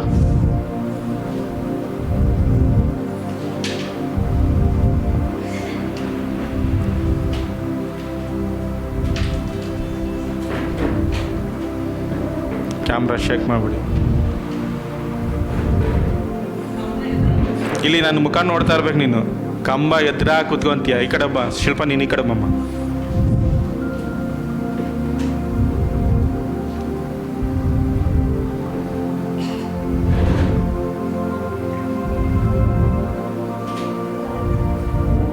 ಹಾಲೆಲೂಯಾ. ಯಾತ್ರೆ ಮಾಡ್ತಾ ಇರ್ಬೇಕಾದ್ರೆ ಬಿರುಗಾಳಿ, ಭಯಂಕರವಾದ ಬಿರುಗಾಳಿ. ಆ ಬಿರುಗಾಳಿನಲ್ಲಿ ಪೌಲನು ಒಬ್ಬನೇ ಏನಾಗಿದ್ದಾನೆ? ದೇವರ ಮಗನಾಗಿದ್ದಾನೆ. ಅಲ್ಲಿರೋರೆಲ್ಲರ ಅನ್ಯ ಜನಗಳು. ಅವ್ರಿಗೇನಾಗ್ತಾಯಿದೆ? ಭಯ ಸಂಭವಿಸ್ತಾ ಇದೆ. ಏನಾಗುತ್ತೆ ನಮ್ಮ ಪ್ರಾಣ? ನಾವು ಮುಂದೆ ಬದುಕ್ತಿರೋ, ನಾವು ಮುಂದೆ ಬದುಕಿ ಹೋಗ್ತಿರೋ, ನಾವು ಯಾತ್ರೆ ಮಾಡ್ತಾರೆ, ಯಾತ್ರೆಯಲ್ಲಿ ನಾವು ಏನಾಗುತ್ತೆ? ನಮ್ಮ ಮಕ್ಕಳು ನೋಡ್ತಿರೋ, ನಮ್ಮ ತಂದೆ ತಾಯಿನ ನೋಡ್ತಿರೋ, ನನ್ನ ಸಂಬಂಧಿಕರನ್ನ ನೋಡ್ತಿರೋ ಅಂತ ಎಲ್ಲರೂ ಭಯಗೊಳ್ತು ಬಿಡ್ತಾರೆ. ಅದು 1 ದಿವಸ 2 ದಿವಸ ಅಲ್ಲ, 14 ದಿವಸ, 14 ಡೇಸ್. 27ನೇ ಅಧ್ಯಾಯ ನೋಡಿ, ಅದೇ 27 ಓದಿ. ಅಪೊಸ್ತಲರು ಬರೆದ ಕೃತ್ಯಗಳು 14 ರಾತ್ರಿ ಬಂದ ಮೇಲೆ ನಾವು ಆ ಸಮುದ್ರದ ಹತ್ತು ಇತ್ತ ಬಡಿದುಕೊಂಡು ಹೋಗುತ್ತಿರುವಾಗ ಸುಮಾರು ಮಧ್ಯರಾತ್ರಿಯಲ್ಲಿ ನಾವಿಕನು ಒಂದು ದೇಶದ ಹತ್ತಿರ ಬಂದವೆಂದು ಹಲ್ಲೆಲೂಯಾ ಸ್ತೋತ್ರ. ಅದಕ್ಕಿಂತ ಮುಂಚೆ 27-23 ಅಲ್ಲಿ ಏನು ಪೌಲನು ಹೇಳ್ತಾ ಇದ್ದಾನೆ ಹೋಗಿ, ನಾನು ಯಾವನಾಗಿದ್ದೇನೋ ಯಾವನನ್ನು ಸೇವಿಸುತ್ತಿದ್ದೇನೋ ಆ ದೇವರೆಂಬಾತನು ಬಂದು ಆ ಒಬ್ಬ ದೂತನು ಕಳೆದ ರಾತ್ರಿ ನನ್ನ ಹತ್ತಿರ ಬಂದು, ಪೌಲನೇ ಭಯಪಡಬೇಡ, ನೀನು ಚಕ್ರವರ್ತಿಯ ಮುಂದೆ ನಿಲ್ಲಬೇಕು. ಇದಲ್ಲದೆ ನಿನ್ನ ಸಂಗಡ ಈ ಹಡಗಿನಲ್ಲಿರುವ ಪ್ರಯಾಣ ಮಾಡೋರೆಲ್ಲರೂ ಪ್ರಾಣ ದೇವರ ನಿನ್ನ ಮೇಲಾಣೆ ದಯೆಯನ್ನು ಉಳಿಸಿಕೊಳ್ಳಬೇಕೆಂದು ನನ್ನ ಸಂಗಡ ಹೇಳಿದ್ದನು. ಹಲ್ಲೆಲೂಯಾ. ಇದನ್ನ ನನಗೆ ತುಂಬ ಇಷ್ಟ ಆಯ್ತು. ಅಂದರೆ ನೀನು ನೀತಿವಂತನಾಗಿ ನೀನು ಇದ್ದಾಗ ನಿನ್ನ ಸಂಬಂಧಿಕರಾಗಿರಲಿ, ನಿನ್ನ ಮನೆಯಲ್ಲಿ ಇದ್ದವರಾಗಲಿ, ಯಾರೇ ಆಗಿರಲಿ, ದೇವ್ರು ಏನು ಮಾಡ್ತಾರೆ, ನಿನ್ನ ನಿಯಂತ್ರಣ ಮಾತ್ರ ಅವನ್ನ ದೇವರು ಉಳಿಸ್ತಾರೆ. ಹಲ್ಲೆಲೂಯಾ. ಅಂದರೆ ನೀನು ನಾಳೆ ಸತ್ರ ದೇವನ ಸೇವಿಸ್ತಾ ಇರ್ತೀಯ, ನೀನು ದೇವರನ್ನ ಕೊಂಡಾಡ್ತಾ ಇರ್ತೀಯ. ಇನ್ನು ನಿನ್ನ ಕುಟುಂಬದಲ್ಲಿ ಅನ್ಯರು ನಿನ್ನ ಸಂಗಡ ಇರ್ತಾರೆ, ಅನ್ಯರು ನಿನ್ನ ಸಂಗಡ ಬರ್ತಾ ಇರ್ತಾರೆ. ಆದರೆ ದೇವರು ಏನು ಹೇಳ್ತಾರೆ, ನಿನ್ನ ನಿಯತೆಗಿಂತ ಅವ್ರನ್ನು ನಾನು ಕಾಪಾಡುತ್ತೇನೆ. ಪೌಲನು ಯಾತ್ರೆ ಮಾಡ್ತಾ ಇದ್ದೇನೆ, ಅವ್ರು ತಪ್ಪಲ್ಲ, ಅವ್ರು ಯಾರಿಗೂ ಗೊತ್ತಿಲ್ಲ, 127 ಜನಕ್ಕೆ ಏನೂ ಗೊತ್ತಿಲ್ಲ. ಆದರೆ ಅಲ್ಲಿ ಇದ್ದಿದ್ದು ಟಾರ್ಗೆಟ್ ಮಾಡಿದ್ದು ಶತ್ರು ಯಾರನ್ನ? ಪೌಲನ್ನ ಸಾಯಿಸ್ಬೇಕಂತೇನೆ ಟಾರ್ಗೆಟ್ ಮಾಡಿ. ಯಾಕೆ? ಅನ್ಯ ಜನಗಳು ಹೋಗಿ ನೀನು ಸುವಾರ್ತೆ ಸಾಲು ಕೊಡ್ದಂತೇನೆ ಶತ್ರು ಮಾಡಿದ ಕೆಲಸ. ಆದರೆ ಹಲ್ಲೆಲೂಯಾ ಸ್ತೋತ್ರ, ಅಲ್ಲಿದ್ದ 127 ಜನ, ಪಾಪ 121 ಜನ ಏನು ಮಾಡ್ತಾ ಇದ್ದಾರೆ, ಅವ್ರು ಯಾರಿಗೂ ಗೊತ್ತಿಲ್ಲ. ಇವನು ಪೌಲನ ಮುಖಾಂತರ ಅವರು ಕಷ್ಟದಲ್ಲಿ ಬೀಳ್ತಾ ಇದ್ದಾರೆ, ಅವರು ಹೋರಾಟದಲ್ಲಿ ಬೀಳ್ತಾ ಇದ್ದಾರೆ. ಅವ್ರಿಗೂ ಏನಾಗ್ತದೆ, ಕಷ್ಟ ಸಂಭವಿಸ್ತಾ ಇದೆ, ಅವ್ರಿಗೂ ಭಯ ಉಂಟಾಗ್ತದೆ, ನಮ್ಮ ಪ್ರಾಣ ಹೋಯ್ತು ಅನ್ಕೊಂಡ್ಬಿಟ್ಟಿದ್ದಾರೆ. ಅಂದರೆ ದೇವರು ನಿನ್ನ ಪಕ್ಷ ನಿಂತು ದೇವರು ನಿನ್ನ ಕಾರ್ಯ ನಡೆಸಿದಾಗ ನಿನ್ನ ಜೀವಿತದಲ್ಲಿ ಎಷ್ಟೇ ನಿನ್ನ ಬಿರುಗಾಳಿ ಬರಲಿ, ಎಷ್ಟೇ ಹೋರಾಟ ಬರಲಿ, ಎಷ್ಟೇ ನಿನ್ನ ಮೇಲೆ ಅಪದ ಬರಲಿ, ನೀನು ಮುನ್ಗೋಗಿದ್ಯಾ ಅಂತ ನೀನು ತಿಳ್ಕೊಬೋದು. ಆದರೆ ನೀನು ಮುನ್ಗೋಗಿಲ್ಲ, ಅಲ್ಲೇ ದೇವರು ಎತ್ತೋ ದೇವರಾಗಿದ್ದಾರೆ. ಹಲ್ಲೆಲೂಯಾ ಸ್ತೋತ್ರ. ಅನೇಕರ ಜೀವಿತದಲ್ಲಿ ಏನು ಅನ್ಕೋತಾರೆ, ಕೆಲವರು ಸಾಲದಲ್ಲಿ ನಾನು ಮುನ್ಗೋಗ್ಬಿಟ್ಟೆ, ಸಾಲದಲ್ಲಿ ಹೋಯ್ತು ನನ್ನ ಜೀವಿತ, ಇನ್ನು ಸಾಲದವ್ರು ಬಂದು ನನ್ನನ್ನು ಏನು ಮಾಡ್ತಾರೆ, ಎಲ್ಲ ಎತ್ಕೊಂಡು ಹೋಗ್ತಾರೆ ಅಂದಾಗ ಅಲ್ಲೇ ದೇವರು ನಿನ್ನ ಜೀವಿತದಲ್ಲಿ ಅದ್ಭುತ ಮಾಡೋದು. ನಿನ್ನ ಜೀವಿತದಲ್ಲಿ ಎಲ್ಲಿ ಆಗಲ್ಲ ಅಂತ ನೀನು ಕುತ್ಕೊಂಡ್ಬಿಟ್ಟು ಸರೆಂಡರ್ ಆಗ್ತೀಯೋ ಅಲ್ಲೇ ನನ್ನ ದೇವರ ಅದ್ಭುತ ಮಾಡೋದು, ಅಲ್ಲೇ ನನ್ನ ದೇವರು ಎತ್ತೋದು. ನೀನು ವಾಗ್ದಾನ ಇದೆಯಾ? ಹಲ್ಲೆಲೂಯಾ ಸ್ತೋತ್ರ. ವಾಗ್ದಾನ ನೆರವೇರಿಸ್ತಾರೆ. ಇನ್ನೊಂದು ಕೆಲವೊಂದು ಕಾಲದಲ್ಲಿ ಏನಾಗುತ್ತೆ ಗೊತ್ತಾ, ನೀತಿವಂತರಿಗೆ ಕೆಲವೊಂದು ಸತಿ ಕಷ್ಟ ಬಂದಾಗ, ಹೋರಾಟ ಬಂದಾಗ ಕೆಲವರು ಜನಗಳು ಮಾತಾಡ್ತಾರೆ. ಏನು ಮಾತಾಡ್ತಾರೆ ಗೊತ್ತಾ? ಹಲ್ಲೆಲೂಯಾ ಸ್ತೋತ್ರ. ಇವನೇನೋ ತಪ್ಪು ಮಾಡಿದ್ದಾನೆ, ಇವನೇನೋ ಪಾಪ ಮಾಡಿದ್ದಾನೆ, ಇವನ ಜೀವಿತದಲ್ಲಿ ಏನೋ ಪಾಪ ಆಗಿದೆ, ಅದಕ್ಕೆ ಇದೆಲ್ಲ ಕಷ್ಟ ಅನಿಸ್ತಿರೋದು ಅಂತ ಕೆಲವರು ಮಾತಾಡ್ತಾರೆ. ಇವಾಗ ನೀತಿವಂತನ ಚೆನ್ನಾಗಿದ್ದಾಗ ಅವನಿಗೆ ದಿಢೀರ್ ಅಂತ ಕಷ್ಟ ಆಗಲಿ, ರೋಗ ಆಗಲಿ, ಏನಾದರೂ ಬಂದಾಗ ಜನ ಮಾತಾಡೋದೇನು, ಇವನೆಲ್ಲೋ ತಪ್ಪು ಮಾಡಿದ್ದಾನೆ, ಪಾಪ ಮಾಡಿದ್ದಾನೆ. ಎಕ್ಸಾಂಪಲ್ ಪೌಲನ್ಗೆ ಇದು ಕೊಡ್ತೀನಿ ನೋಡಿ. ಪೌಲನ್ ಎಲ್ಲ ಆಯಿತು, ಈ ಸಮುದ್ರದಿಂದ ಆಚೆ ಬಂದ, ಎಲ್ಲ ಬಂತು, ಸಮುದ್ರದಿಂದ ಆಚೆ ಬಂದು ದಡದಲ್ಲಿ ಬಂದಿದ್ದಾನೆ. ದಡದಲ್ಲಿ ಯಾವುದು ದಡದಲ್ಲಿ ಬಂದಾಗ ಅಲ್ಲಿ ಏನು ಮಾಡ್ತಾ ಇದ್ದಾನೆ, ಅಲ್ಲಿ ಇದ್ದಿದ್ದ ಸೌದೆನ ಬೆಂಕಿಗೆ ಹಾಕಿ ಸುಡೋಣ ಅಂತ ಸೌದೆ ಎತ್ಕೊಳ್ತಾ ಇರ್ಬೇಕಾರೆ ಅಲ್ಲಿ ಏನಾಗ್ತಿದ್ದ, ಪೌಲನ್ ಕೈನಲ್ಲಿ ಸರ್ಪ ಕಚ್ಚಿತು. ಓದಿ ನೋಡಿ, 28ನೇ ಅಧ್ಯಾಯದ 3ನೇ ವಾಕ್ಯ. ಪೌಲನು ಒಂದೂವರೆ ಕಟ್ಟಿಯನ್ನು ಹೊರಗೆ ಬೆಂಕಿಯ ಮೇಲೆ ಹಾಕಲು ಆ ಹಾವಿನ ದೆಸೆಯಿಂದ ಒಂದು ಹಾವು ಹೊರಗೆ ಬಂತು, ಅವನ ಕೈಯನ್ನ ಬಿಗಿಯಾಗಿ ಹಿಡಿದುಕೊಂಡಾಯ್ತು. ಆ ಜಂತು ಅವನನ್ನು ಗಟ್ಟಿಯಾಗಿ ಜೋಡುವುದರಿಂದ ಆ ವಿಷಜಂತು ಅವನ ಕೈಯಿಂದ ಜೋತಾಡುವುದನ್ನು ಆ ನಾಗರಿಕರು ನೋಡಿ, ಈ ಮನುಷ್ಯರು ಸಮುದ್ರದಿಂದ ತಪ್ಪಿಸಿಕೊಂಡರು, ಪ್ರತಿಕಾರವು ಇವನನ್ನು ಬದುಕಗೊಳಿಸುವುದಿಲ್ಲ, ಇವನು ನಿಸ್ಸಂದೇಹವಾಗಿ ಕೊಲೆ ಪಾತಕನು ಎಂದು ತಮ್ಮಲ್ಲಿ ಮಾತನಾಡಿಕೊಂಡರು. ಆಗ ಅವನು ಆ ಜಂತನ್ನು ಬೆಂಕಿಯೊಳಗೆ ಜಾಡಿಸಿ ಬಿಟ್ಟನು, ಯಾವ ಅಪಾಯವೂ ಆಗಲಿಲ್ಲ ಅವನಿಗೆ. ಹಲ್ಲೆಲೂಯಾ ಸ್ತೋತ್ರ. ನೋಡಿ, ಪೌಲನಿಗೆ ಎಲ್ಲಾದ್ರ ಜಯ ಬಂದು ಆರಾಮಾಗಿ ದಳದೆಲ್ಲ ಬಂದು ಅಲ್ಲಿ ಮಳೆ ಬಂದು ನೀರೆಲ್ಲ ಅವನಿಗೆ ಏನಾಗಿದೆ, ತಾವಾಗಿದೆ, ಬಿಸಿ ಹಾಕೋಣ ಅಂದ್ಬಿಟ್ಟು ಸೌದೆ ತಗೊಂಡು ಬೆಂಕಿ ಹಾಕ್ತಾ ಇದ್ದಾನೆ. ಯಾವಾಗ ಸೌದೆನಲ್ಲಿ ಬೆಂಕಿ ಹಾಕ್ತದನೋ ಇದ್ದಕ್ಕಿದ್ದಾನೆ ಸರ್ಪ ಬಂದು ಆ ಕೈನ ಕಚ್ಚಿಬಿಟ್ಟಿದೆ. ಕಚ್ಚಿದಾಗ ಜನರು ಏನು ಮಾತಾಡ್ತಾರೆ, ಇವನೇನೋ ತಪ್ಪು ಮಾಡಿದ್ದಾನೆ, ಅದಕ್ಕೆ ದೇವ್ರ ನ್ಯಾಯ ತೀರ್ಪಿಸ್ತಾ ಇದ್ದಾರೆ, ಇವನೆಲ್ಲೋ ಪಾಪಿ ಆಗಿದ್ದಾನೆ ಇವನು. ಅದೇ ಜನರು ಮಾತಾಡೋದು. ಯಾವಾಗ ನೀತಿವಂತನಿಗೆ ಚೆನ್ನಾಗಿರ್ತಾನೋ, ಅವ್ನಿಗೇನಾದ್ರೂ ಒಂದು ಹೋರಾಟ ಬಂದಾಗ, ಕಷ್ಟ ಬಂದಾಗ, ಈ ಜನಗಳು ಮಾತಾಡೋದು ಹಿಂಗೆ, ಇವನೇನೋ ತಪ್ಪು ಮಾಡಿದ್ದಾನೆ, ಪಾಪ ಮಾಡಿದ್ದಾನೆ, ಇವನ ಜೀವಿತದಲ್ಲಿ ಏನೋ ಆಗಿದೆ, ಸಂಭವಿಸಿದೆ, ಅದಕ್ಕೆ ದೇವರು ಹಿಂಗೆ ಶಿಕ್ಷೆ ಕೊಡ್ತಾರೆ ಅಂತ ಇವರೇ ಮಾತಾಡ್ತಾರೆ. ಆದರೆ ಅಲ್ಲಿ ಶಿಕ್ಷೆ ಆಗ್ತಾ ಇರೋದು ಇವನಲ್ಲ, ಶಿಕ್ಷೆ ಮಾಡ್ತಾ ಇರೋದು ಯಾರು? ಶತ್ರು, ಸೈತಾನನ ಒಂದು ಶಿಕ್ಷೆ ಕೊಡ್ತಾ ಇರೋದು. ಆದರೆ ಕೆಲವೊಂದು ಸಮೇತ ನಮ್ಮ ಜೀವಿತದಲ್ಲಿ ಅದೇ ನಡೆಯೋದು ಅಲ್ಲ. ಚೆನ್ನಾಗಿ ಹೋಗ್ತಾ ಇರ್ತೀರಿ, ನಮ್ಮ ಜೀವಿತದಲ್ಲಿ ಏನೂ ಇರಲ್ಲ, ದೇವರಿಗಾಗಿ ನಾನು ವೈರಾಗ್ಯವಾಗಿ ನಿಂತಿರ್ತೀರಿ. ಒಂದೊಂದ್ಸತಿ ನಮ್ಮ ಜೀವಿತದಲ್ಲಿ ಏನೋ ದಿಢೀರಂತ ರೋಗ ಬರುತ್ತೆ, ದಿಢೀರಂತ ಫೈನಾನ್ಷಿಯಲ್ ಪ್ರಾಬ್ಲಮ್ ಬರುತ್ತೆ, ದಿಢೀರಂತ ಏನೋ ನಮ್ಗೆ ಸಂಭವಿಸಿದಾಗ ಏನಾಗುತ್ತೆ? ಅವಾಗ ಜನಗಳು ಮಾತಾಡೋದೇನು? ಹಲ್ಲೆಲೂಯಾ. ಏನು ಮಾತಾಡ್ತಾರೆ? ಇವನೆಲ್ಲೋ ತಪ್ಪು ಮಾಡಿದ್ದಾನೆ, ಇವನೇನೋ ಪಾಪ ಮಾಡಿದ್ದಾನೆ, ಅದಕ್ಕೆ ಈ ಥರ ಸಂಭವಿಸ್ತಾರಂತ. ಹಲ್ಲೆಲೂಯಾ, ಸ್ತೋತ್ರ. ಎಲ್ಲಿ ಆ ಥರ ಮಾತಾಡಿದ್ರು ಅಲ್ಲೇ ದೇವರು ಅವನ ತಲೆ ಎತ್ತಾಗಿ ದೇವರು ಮಾಡಿದ್ರು. ಪೌಲನ್ ನೋಡಿ, ಕೆಳಗಡೆ ಇನ್ನ ಓದಿ ಅಧ್ಯಾಯದಲ್ಲಿ 8ನೇ ವಾಕ್ಯ ಓದಿ. ಇದಾದ ಮೇಲೆ ಒಪ್ಲಿಯನ ತಂದೆಯು ಜ್ವರದಿಂದಲೂ ರಕ್ತ ಭೇದಿಯಿಂದಲೂ ಬಿದ್ದುಕೊಂಡಿದ್ದಾಗ ಪೌಲನು ಒಳಗೆ ಪ್ರವೇಶಿಸಿ ಪ್ರಾರ್ಥನೆ ಮಾಡಿ ಅವನ ಮೇಲೆ ತನ್ನ ಕೈಗಳನ್ನಿಟ್ಟು ಅವನನ್ನು ಸ್ವಸ್ಥ ಮಾಡಿದನು. ಇದಾದ ಮೇಲೆ ಆ ದ್ವೀಪದಲ್ಲಿ ರೋಗಗಳಿದ್ದ ಬೇರೆಯವರು ಬಂದು ಸ್ವಸ್ಥರಾದರು. ಹಲ್ಲೆಲೂಯಾ. ಎಲ್ಲಿ ಜನಗಳು ಏನ್ ಮಾತಾಡಿದ್ರು? ಹಲ್ಲೆಲೂಯಾ, ಸ್ತೋತ್ರ. ಇವನೇನೋ ತಪ್ಪು ಮಾಡಿದ್ದಾನೆ, ಇವನೇನೋ ಪಾಪ ಮಾಡಿದ್ದಾನೆ ಅಂದಾಗ ಅಲ್ಲೇ ದೇವ್ರ ಅವನ ತಲೆ ಎತ್ತಾಗಿ ದೇವ್ರು ಮಾಡಿದ್ರು. ಹಲ್ಲೆಲೂಯಾ, ಸ್ತೋತ್ರ. ಆಯ್ತಾ, ದೇವ್ರ ವಾಗ್ದಾನ ನೆರವೇರಿಸ್ರ. ಅಲ್ಲಿಂದ ಎಲ್ಲಿಗೆ ಯಾತ್ರೆ ಮಾಡ್ತಾ ಇದ್ದಾನೆ? ರೋಮಾಪುರಗೆ ಯಾತ್ರೆ ಮಾಡ್ತಾ ಇದ್ದಾನೆ. ಅಲ್ಲಿ ಮಾಡಿ ನೋಡಿ, ಹಲ್ಲೆಲೂಯಾ, ಸ್ತೋತ್ರ. 16ನೇ ವಾಕ್ಯ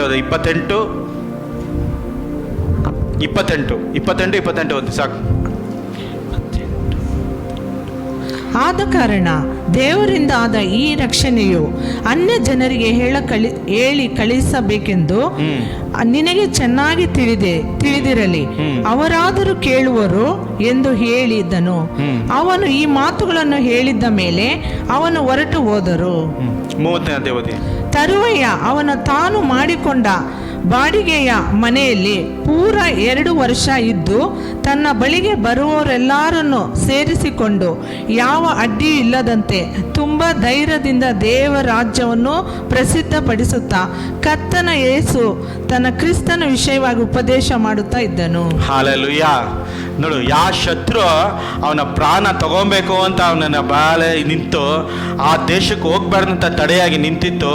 ಆದರೆ ಪೌಲನು ಅಲ್ಲೇ ಹೋಗಿ ಅಲ್ಲೇ ಸುವತ ಸಾಲಿ ಅಲ್ಲೇ ಬಾಡಿಗೆ ಮನೆ ಇದ್ದು ಅಲ್ಲೇ ವಾಸಿಸ್ದ. ಹಲ್ಲೆಲೂಯಾ, ಸ್ತೋತ್ರ. ಇವತ್ತು ಒಂದು ಪಕ್ಷ ನಾನು ಹೇಳ್ತೀನಿ, ಶತ್ರು ನಿನಗೆ ವಿರೋಧವಾಗಿ ತಾಂಡವ ಆಡ್ತಾ ಇರ್ಬೋದು, ನಿನ್ನ ಜೀವಿತದಲ್ಲಿ ಮೇಲೆ ಎದ್ದೋಳಲ್ಲ, ನೀನು ಮುಂದೆ ಹೋಗೋಕ್ಕಾಗಲ್ಲ ಅಂತ ಏನೇ ಹೇಳಿರ್ಬೋದು. ನೀನು ಏನು ಮಾಡಬೇಕು? ಜಸ್ಟ್ ನೀನು ಕುತ್ಕೊಂಡು ದೇವರೇ ನನಗಾಗಿ ನೀನು ಯುದ್ಧ ಮಾಡು ಅಂತ ನೀನು ಯಾವಾಗ ಹೇಳ್ತೀಯೋ, ದೇವರು ನಿನ್ನ ಪಕ್ಷ ನಿಂತ್ಕೊಂಡು ನಿನ್ನ ಕೈಯಿಂದ ಅಸಾಧ್ಯದ ಸಾಧ್ಯ ಮಾಡ್ತಾರೆ. ನೀನು ಎಲ್ಲಿ ಅವಮಾನ ಪಟ್ಟಿದ್ಯೋ ಅವ್ರ ಮಧ್ಯದಲ್ಲೇ ದೇವರು ನಿಂತು ನಿನ್ನನ್ನು ಆಶೀರ್ವಾದ ಮಾಡ್ತಾರೆ. ಹಲ್ಲೆಲೂಯಾ, ಸ್ತೋತ್ರ. ನೀನು ಒಂದು ಪಕ್ಷ ನಿನ್ನ ಸಂಬಂಧಿಕರ ನೀನೇನು ವಿರೋಧವಾಗಿ ನಿನ್ನ ಅವಮಾನಗೊಳಿಸಿರ್ಬೋದು, ಅಲ್ಲೇ ನಿಂತು ನಿನ್ನ ದೇವರ ಆಶೀರ್ವಾದ ಮಾಡ್ತಾರೆ. ಹಲ್ಲೆಲೂಯಾ, ಸ್ತೋತ್ರ. ನೋಡಿ, ಐಗುಪ್ತ ದೇಶದಲ್ಲಿ ಮೋಶೆ ಓಡೋದ, ಎದುರ್ಕೊಂಡು ಓಡೋದ. ಯಾರಿಗೆ ಎದುರ್ಕೊಂಡು ಹೋಗಿದ್ದು? ರಾಜನಿಗೆ ಎದುರ್ಕೊಂಡು, ಫರೋನ ರಾಜಿಗೆ ಎದುರ್ಕೊಂಡು ಓಡೋದ. ಆದರೆ ಮತ್ತೆ ದೇವರು ಏನು ಮಾಡಿದ್ರು? ಅವನು ಮೋಶನ ಬಿಡಲಿಲ್ಲ. 40 ವರ್ಷ ಅವನು ಏನು ಮಾಡ್ದ? ಅರಣ್ಯದಲ್ಲಿ ಹಲ್ಲೆಲೂಯಾ, ಸ್ತೋತ್ರ, ಕುರಿ ಕಾಯ್ಕೊಂಡು ಇದ್ದನು. ಆಮೇಲೆ ದೇವರ ಮುಖಾಮುಖಿ ನೋಡಿ ಮತ್ತೆ ಹಿಂತಿರುಗಿ ಬಂದ. ಹಲ್ಲೆಲೂಯಾ, ಸ್ತೋತ್ರ. ಮತ್ತೆ ಹಿಂತಿರುಗಿ ಬಂದ. ಅದೇ ಜನಗಳ ಮುಂದೆ ಅವನ ತಲೆ ಎತ್ತಂಗೆ ಮಾಡಿದ್ರು. ಅದೇ ಜನಗಳ ಮುಂದೆ ಅವನು ಏನಾಗಿ ಮಾಡಿದ್ರು? ಲೀಡರ್ ಆಗಿ ಮಾಡಿದ್ರು. ಹಲ್ಲೆಲೂಯಾ. ಇವತ್ತು ನಿನ್ನ ಜೀವಿತದಲ್ಲಿ ನೀನು ಎಲ್ಲಿ ತಲೆ ತಗ್ಗಿ ನೀನು ಅವಮಾನಗೀಡಾಗಿದೆಯೋ ಅಲ್ಲೇ ನನ್ನ ದೇವರು ನಿನ್ನನ್ನು ಆ ರಾಜ್ಯ ಆಗಿ ದೇವರು ನಿನ್ನನ್ನು ಮಾರ್ಪಡಿಸ್ತಾರೆ. ಅಲ್ಲೇ ನಿನ್ನ ದೇವರ ತಲೆ ಎತ್ತಾಗಿ ದೇವರು ಮಾರ್ಪಡಿಸ್ತಾರೆ. ಇದು ದೇವರ ನಿಯೋಗ. ನೀನು ಎಲ್ಲಿ ಅವಮಾನ ಆಗಿದ್ದೋ, ನೀನು ಎಲ್ಲಿ ನನ್ನ ಕೈನಲ್ಲಿ ಆಗಲ್ಲ ಅಂತ ಓಡೋದೋ, ಅವ್ರ ಮಧ್ಯದಲ್ಲೇ ದೇವರು ಎತ್ತಿ ನಿನ್ನನ್ನು ಆಶೀರ್ವಾದ ಮಾಡೋ ದೇವರಾಗಿದ್ದಾರೆ. ಹಲ್ಲೆಲೂಯಾ, ಸ್ತೋತ್ರ. ಎಸ್, ರಬಲ ಬಲ ಬಲ ಶಬರ ಬರ. ಎಸ್, ಓ ಹಾಲೆಲೂಯ. ನಿನ್ನ ಜೀವಿತದಲ್ಲಿ ಎಲ್ಲಿ ಅವಮಾನಗೊಳ್ಳಾರ್ದೆ, ನೀನು ಎಲ್ಲಿ ದೇವರ ನಾಮಕ್ಕಾಗಿ ನಿಂತು ನಿನಗೆ ಭಯಂಕರವಾದ ಕಷ್ಟಗಳು ಬಂತು, ಹೋರಾಟಗಳು ಬಂತು, ನಿಂದೆಗಳು ಬಂತು, ಅಪಮಾನಗಳು ಬಂತು ಅಂತ ನೀನು ಹೇಳ್ತಾ ಇರ್ಬೋದು. ಯಾಳಗಡೆ ಮಗನೇ ಮಗಳೇ, ಇವತ್ತು ದೇವರು ಹೇಳ್ತಾ ಇರೋದು, ನೀನು ಹಾಲೆಲೂಸುತ್ತ ನನ್ನ ನಾಮಕ್ಕಾಗಿ ಎಷ್ಟೆಲ್ಲ ನೀನು ಕಷ್ಟ ಬಿದ್ದೆ, ನಾನು ಹಾಲೆಲೂಸುತ್ತ ಅವ್ರ ಮುದ್ದದಲ್ಲಿ ನಿಂತು ನಾನು ನಿನ್ನನ್ನು ಸನ್ಮಾನ ಮಾಡಿಸ್ತೀನಿ ಅಂತ ದೇವರು ಇವತ್ತು ಹೇಳ್ತಾ ಇದ್ದಾರೆ. ಹಾಲೆಲೂಯ. ಎಸ್, ಎಲ್ಲ ಸಂಬಂಧಿಕರು ನಿನ್ನ ಹೇಳ್ಬಿಟ್ರು, ಎಲ್ಲೋ ನಿನ್ನ ದೇವರು ದೇವರು ದೇವರು ದೇವರು ಅಂತ ಹೋದ, ಎಲ್ಲಿ ನಿನ್ನ ದೇವರು, ಎಲ್ಲಿ ನಿನ್ನ ದೇವರು ಅಂತ ಅನೇಕರು ಕೇಳ್ತಾ ಇರ್ಬೋದು. ಆದರೆ ನನ್ನ ದೇವರು ಸುಮ್ಮನೆ ಕುತ್ಕೊಳ್ಳೋ ದೇವರು ಅಲ್ಲ. ಆತನ ತಕ್ಕ ಸಮಯದಲ್ಲಿ ನಿನ್ನ ಮೇಲೆ ಎತ್ತುವ ದೇವರಾಗಿದ್ದಾನೆ. ಆತನ ತಕ್ಕ ಸಮಯದಲ್ಲಿ ನಿನ್ನ ಮೇಲೆ ಎತ್ತುವ ದೇವರಾಗಿದ್ದಾರೆ. ಇವತ್ತು ನಿನ್ನ ಪಕ್ಷದಲ್ಲಿ ಹಾಲೆಲೂಸೋದ್ರ ಆಗ್ತಾ ಇಲ್ಲ. ನನ್ನ ಭವಿಷ್ಯ ಎಲ್ಲಿ ಹೋಗ್ತಾ ಇದ್ದೀನಿ, ನನಗೆ ವಯಸ್ಸಾಗ್ತಾ ಇದೆ, ನಾನು ಮುಂದೆ ಏನು ಆಗಬೇಕು, ನನ್ನ ಮುಂದೆ ಮದುವೆ ಆಗುತ್ತಾ, ನನಗೆ ಒಳ್ಳೆ ಗಂಡ ಬರ್ತಾನೋ, ಒಳ್ಳೆ ಸಹೋದರಿ ಬರ್ತಾರ ಅಂತ ನೀನು ಕಾಯ್ತಾ ಇದೆಯಾ. ಆದರೆ ದೇವರು ಹೇಳ್ತಾ ಇರೋದು, ತಡ ಆದ್ರೂ ಪರವಾಗಿಲ್ಲ, ಶ್ರೇಷ್ಠವಾದನ್ನು ನಾನು ಕೊಡ್ತೀನಿ, ಶ್ರೇಷ್ಠವಾದ ನಾನು ಕೊಡ್ತೀನಿ. ಇಷ್ಟು ದಿನ ನೀನು ಅವಮಾನ ಪಟ್ಟಿದ್ದು ಸಾಕು, ಇಷ್ಟು ದಿನ ನೀನು ಹಾಲೆಲುಜ್ಜೆ ಕೆಟ್ಟಿ ಪಟ್ಟಿದ್ದು ಸಾಕು. ಇನ್ನು ನಾನು ಸನ್ಮಾನಿಸೋ ಸಮಯ ಉಂಟು, ಇನ್ನು ನನ್ನ ಸನ್ಮಾನಿಸೋ ಸಮಯ ಉಂಟು. ಸನ್ಮಾನಿಸ ನಿನ್ನನ್ನು ಆಶೀರ್ವಾದ ಮಾಡಿದೆ ನಾನು ಬಿಡೋದಿಲ್ಲ ಅಂತ ಇವತ್ತು ದೇವರು ಹೇಳ್ತಾ ಇದ್ದಾರೆ. ಪೌಲನ ಜೀವಿತದಲ್ಲಿ ಹಾಲೆಲೂಸತ್ರ ಎಲಿಸೋನ್ ಪಟ್ಟಣದಲ್ಲಿ ಅವನು ಸಾಯ್ಬೇಕು ಅಂತ ತೀರ್ಮಾನ ಮಾಡ್ದ. ಆದರೆ ನನ್ನ ದೇವರು ಏನು ಹೇಳಿದ್ದು, ರೋಮಾಪುರದಲ್ಲಿ ನೀನು ಹೋಗಿ ನಿಂತು ಸಾಕ್ಷಿ ಹೇಳ್ತೀಯ ಅಂದಾಗ ಅನೇಕ ಕಷ್ಟಗಳು ಬಂತು, ಅನೇಕ ಹೋರಾಟಗಳು ಬಂತು. ಆ ಹೋರಾಟಗಳ ಮಧ್ಯದಲ್ಲಿ ದೇವರು ನಿಂತು ಪೌಲನ ಸುರಕ್ಷಿತವಾಗಿ ರೋಮಾಪುರ ಪಟ್ಟಣಕ್ಕೆ ಕರ್ಕೊಂಡೋದ್ರು. ಹಾಲೆಲೂಯ. ಇವತ್ತು ಮರಣ ಆಗಿರಲಿ, ಏನೇ ಆಗಿರಲಿ, ನಿನ್ನ ಮಾಡಬೇಕಾದ ಕಾರ್ಯಗಳು ದೇವರು ಮಾಡೇ ಮಾಡಿಸ್ತಾರೆ. ಹಾಲೆಲೂಯ ಸ್ತೋತ್ರ.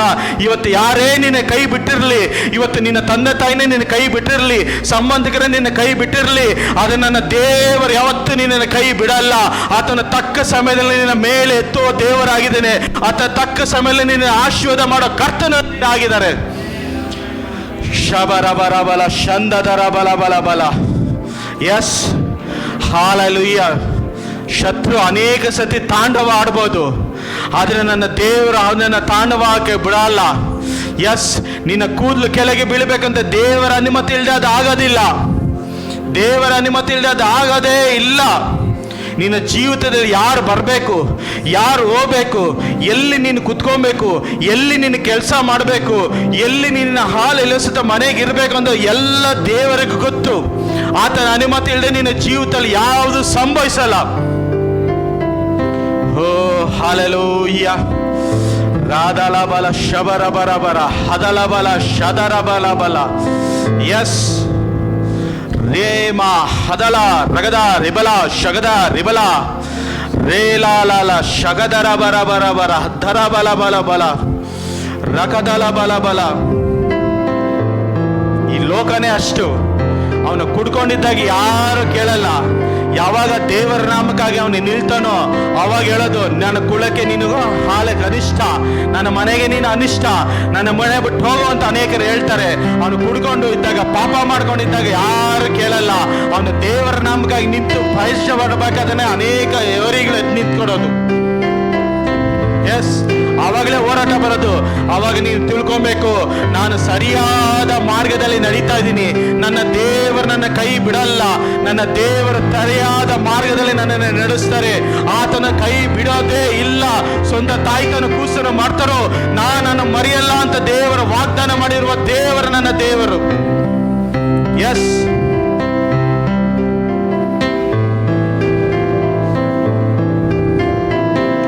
ಹಾಲೆಲೂಯ.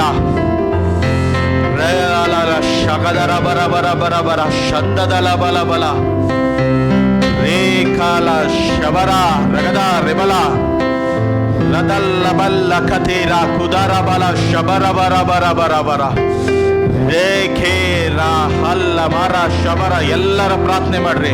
ಅಂತರಿಕ್ಷಣ ಹಾಲೆಲಿಸುತ್ತ ದೇವರ ಪ್ರಸನ್ನತೆ ಉಂಟಾಗ್ತಾ ಇದೆ, ದೇವರ ಸಾನ್ನಿಧ್ಯ ಇಳಿದು ಬರ್ತಾ ಇದೆ. ಯಾರು ನೋಡ್ಬೇಡ್ರಿ, ಆತ್ಮದಲ್ಲಿ ಪ್ರಾರ್ಥನೆ ಮಾಡ್ರಿ, ಆತ್ಮದಲ್ಲಿ ಪ್ರಾರ್ಥನೆ ಮಾಡ್ರಿ. ನಾವು ಓಡಾಡೋದು ಶರೀರ ಮೇಲೆ ಅಲ್ಲ, ನಾವು ಓಡಾಡೋದು ಕಣ್ಣಿಗೆ ಕಾಣದಿರೋ ಶಕ್ತಿಗಳ ಮೇಲೆ ನಾವು ಓಡಾಡೋದು.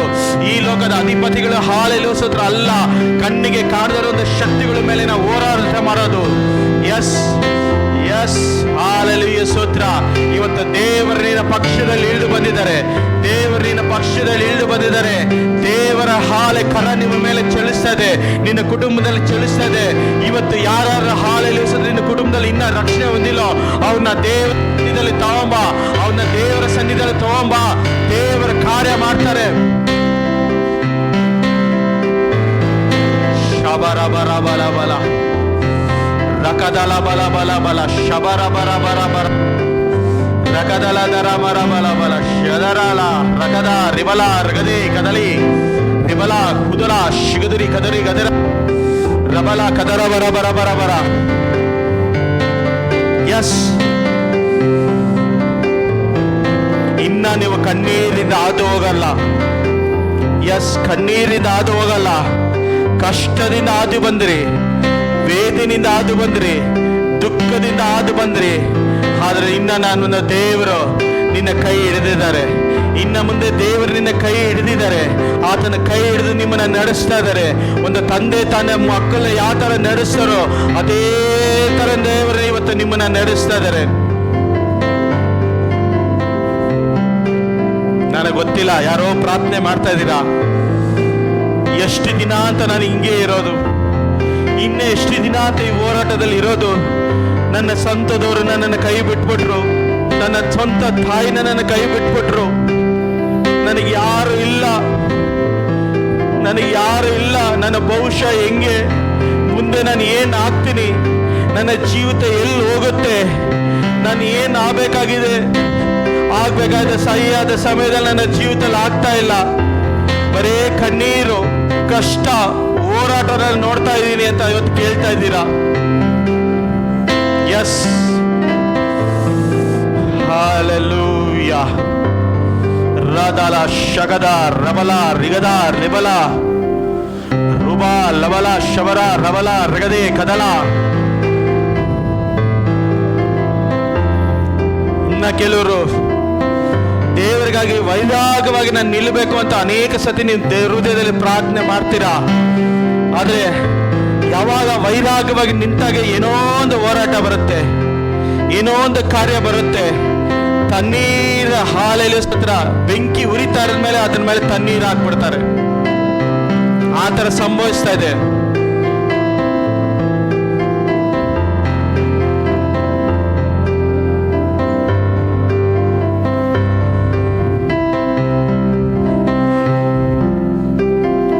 ಎಸ್, ಇವತ್ತು ಪ್ರಾರ್ಥನೆ ಮಾಡಿ, ಬಿಟ್ಕೊಡ್ದ ಪ್ರಾರ್ಥನೆ ಮಾಡ್ರಿ. ಓ ಹಾಲೆಲೂಯಾ. ದೇವರ ಕರ ಹಾಲೆಲೂಯಾ ನಿಮ್ ಕೈ ಹಿಡಿದು ನಡ್ಕೊಂಡು ಹೋಗುತ್ತೆ. ದೇವರ ಕೈ ಹಿಡಿತಾರೆ. ನೀನು ಬಿಡಬೇಕಾದ್ರೂ ದೇವರು ಬಿಡಲ್ಲ. ನನಗೆ ಬೇಡ, ನನಗೆ ಸಾಕು ಅಂದ್ರೂ ದೇವರು ನಿನ್ನನ್ನು ಬಿಡಲ್ಲ. ಆತನ ಮಾಡಬೇಕಾದ ಕಾರ್ಯ ಅದನ್ನ ನೆರವೇರಿವರೆಗೂ ದೇವರು ಬಿಡಲ್ಲ. ಇವತ್ತು ಅನೇಕರನ್ನ ಹಾಲೆಲೂಯಾ ನಾನು ನೋಡ್ತಾ ಇದ್ದೀನಿ. ದೇವರ ಕೈ ಹಿಡಿದು ನಡ್ಕೊಂಡು ಹೋಗೋದು ನಾನು ನೋಡ್ತಾ ಇದ್ದೀನಿ. ನೀವು ಬೇಡ ಅಂದ್ರೂ ದೇವರು ಬಿಡಲ್ಲ. ಜಾಬೇಜಿನ ಪ್ರಾರ್ಥನೆ ಮಾಡಿದ ಇದೆ, ನಿನ್ನ ಕರ ನನ್ನ ಮೇಲೆ ಇರಲಿ, ನನ್ನ ಪ್ರಾಂತನ ವಿಸ್ತಾರ ಮಾಡುವಂತ ಜಾಬೇಜಿನ ಕೇಳ್ದ. ಇವತ್ತು ಅನೇಕರನ್ನ ದೇವರ ಕೈ ಹಿಡಿಯೋದು ನಾನು ನೋಡ್ತಾ ಇದ್ದೀನಿ. ಎಷ್ಟೋ ಸತಿ ನನಗೆ ಆಗಲ್ಲಪ್ಪ, ನನಗೆ ಬೇಡ ಅಂತ ಎಷ್ಟೋ ಸತಿ ನಾನು ಕೇಳಿದ್ದೀನಿ. ಇಲ್ಲಿ ನಿಲ್ಲಕ್ಕಾಗಲ್ಲ, ನನ್ನನ್ನು ಬಿಟ್ಟು ಬಿಡುವಂತ ನಾನು ಎಷ್ಟೋ ಸತಿ ನಾನು ಕೇಳಿದ್ದೀನಿ. ಆದರೆ ದೇವರು ನನ್ನ ಕೃಪೆ ಸಾಕು, ನಿನ್ನ ಕೃಪೆ ಸಾಕು, ನಿನ್ನ ಕೃಪೆ ಸಾಕು ಅಂತ ಎಷ್ಟೋ ಸತಿ ನನ್ನನ್ನು ಹೇಳಿ ಬಲಪಡಿಸಿದ್ದಾರೆ.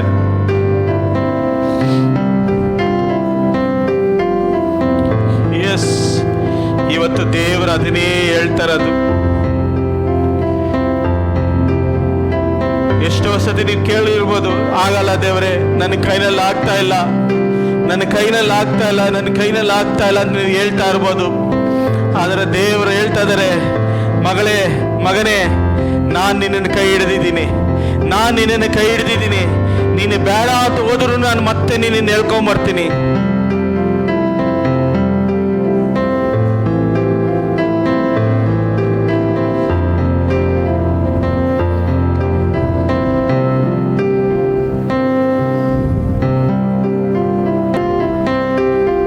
ಸಂಬಂಧವು ಮುರಿದೋದರು, ಸ್ನೇಹಿತರು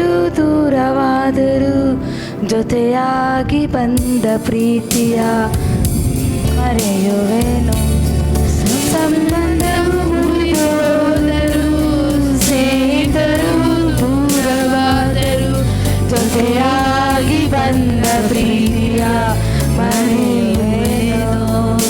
ಜೊತೆಗಾರನೇ ನೀನು, ಜೊತೆಗಾರನೇ ಕಷ್ಟಾದಿ ಹೊರುವ ಯೇಸುವೇ. ಜೊತೆಗಾರನೇ ನೀನು, ಜೊತೆಗಾರನೇ ಕಷ್ಟಾದಿ ಹೊರುವ ಯೇಸುವೇ.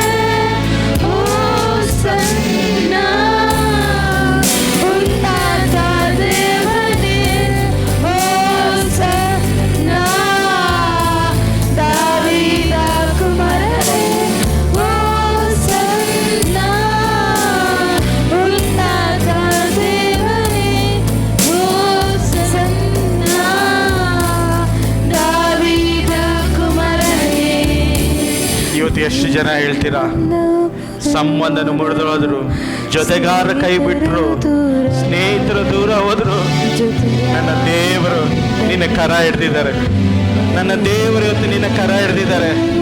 ಎಷ್ಟು ಜನ ಹೇಳ್ತೀರಾ ಎಸ್, ಯಾರೆಲ್ಲ ನಿನ್ನ ತೊರೆ ಬಿಟ್ರು ನಾನು ನಿನ್ನ ತೊರೆ ಬಿಡಲ್ಲ, ನಾನು ನಿನ್ನನ್ನು ಅನಾಥರಾಗಿ ಬಿಡಲ್ಲ, ನಾನೇ ನಿನ್ನ ಸಂಗಡ ಇದ್ದೀನಿ, ಈಗ ಅಂದ್ರೂ ನಾನು ನಿನ್ನ ಸಂಗಡ ಇರ್ತೀನಿ ಅಂತ ದೇವರು ಇವತ್ತು ವಾಗ್ದಾನ ಮಾಡ್ತಾ ಇದ್ದಾರೆ. ಎಸ್, ಕಷ್ಟದಿ ಭೂಲೋಕ ಪರಲೋಕ ಸೃಷ್ಟಿ ಮಾಡಿದ ನನ್ನ ತಂದೆ, ರಾಜನೇ, ಒಡೆಯನೇ, ನಿನಗೆ ಸ್ತೋತ್ರ ಅಡಪ್ಪ. ಬಿಡುಗಡೆ ಕೊಡುವ ಕರ್ತನೇ, ನಿನಗೆ ಸ್ತೋತ್ರ ಮಾಡ್ತೀನಿ. ಅದ್ಭುತದಾಯ್ತನೇ, ನಿನಗೆ ಸ್ತೋತ್ರ ಮಾಡ್ತೀನಿ. ಹೌದು ಕರ್ತನೇ, ಈ ಲೋಕದಲ್ಲಿ ಎಲ್ಲರೂ ಕೈ ಬಿಟ್ಟರು, ನೀನು ಕೈ ಬಿಡದೆ ದೇವರಪ್ಪ, ನೀನು ಮಾರದ ದೇವರಪ್ಪ. ಅನೇಕರು ಕರ್ತನೇ ಮಾರ್ಪಡ್ತಾರೆ, ಆದರೆ ನೀನು ಮಾರ್ಪಡದೆ ಇರುವ ದೇವರು ನೀನಾಗಿದ್ಯಪ್ಪ, ನೀನಾಗಿದ್ಯಾ ಅಪ್ಪ. ಈಗ ಅಂತೂ ನಮ್ಮ ಸಂಗಡ ಇರುವ ದೇವರು ನೀನಾಗಿದ್ಯಾ. ನಾನು ಒಂದು ಕಾಲನ್ನು ಅನಾಥರಾಗಿ ನಿಮ್ಮನ್ನ ಬಿಡಲ್ಲ ಅಂತ ಹೇಳಿರುವ ದೇವರು ನೀನಾಗಿದ್ಯಪ್ಪ. ನೀನೇ ನಮಗೆ ಎಲ್ಲವೂ ಆಗಿದ್ಯಾ, ನೀನೇ ನಮಗೆ ಗುರು, ನೀನೇ ನಮಗೆ ಮಾರ್ಗದರ್ಶಿವು, ನೀನೇ ನಮಗೆ ತಂದೆ ತಾಯಿ ಎಲ್ಲವೂ ನೀನಾಗಿದ್ಯಪ್ಪ. ನೀನು ಆಶೀರ್ವಾದ ಮಾಡಿ ಬಲಪಡಿಸಿ ಬಿಡುಗಡೆ ಕೊಟ್ಟನೆಸು. ನಿನ್ನ ಕೃಪೆ, ನಿನ್ನ ದಯೆ, ನಿನ್ನ ಮಹಿಮೆ, ನಿನ್ನ ಸಾನ್ನಿಧ್ಯನ ಇಳಿದು ಬರಲಿ, ಬಿಡುಗಡೆ ನಡೀಲಿ ಅಪ್ಪ. ಅದ್ಭುತಗಳು ನಡೆದಿದ್ದಕ್ಕಾಗಿ ಸ್ತೋತ್ರ. ನೀನು ಆಶೀರ್ವಾದ ಮಾಡಿ ಬಲಪಡಿಸಿ ಬಿಡುಗಡೆ ಕೊಟ್ಟಿದ್ದಕ್ಕಾಗಿ ಸ್ತೋತ್ರ. ಯೇಸು ನಾಮದಲ್ಲಿ ಬೇಡ ಒಂದಿನ ತಂದೆ. ಚೆನ್ನಾಗಿ ಜೊತೆಗೆ ಆಮೇನ್ ಅಂತ.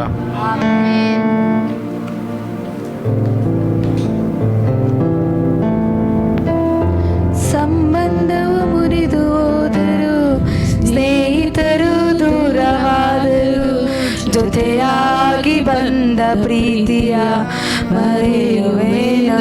ಎಲ್ಲರೂ ಸೇರಿ ಸಂಬಂಧವು ಮುರಿದು ಹೋದರು,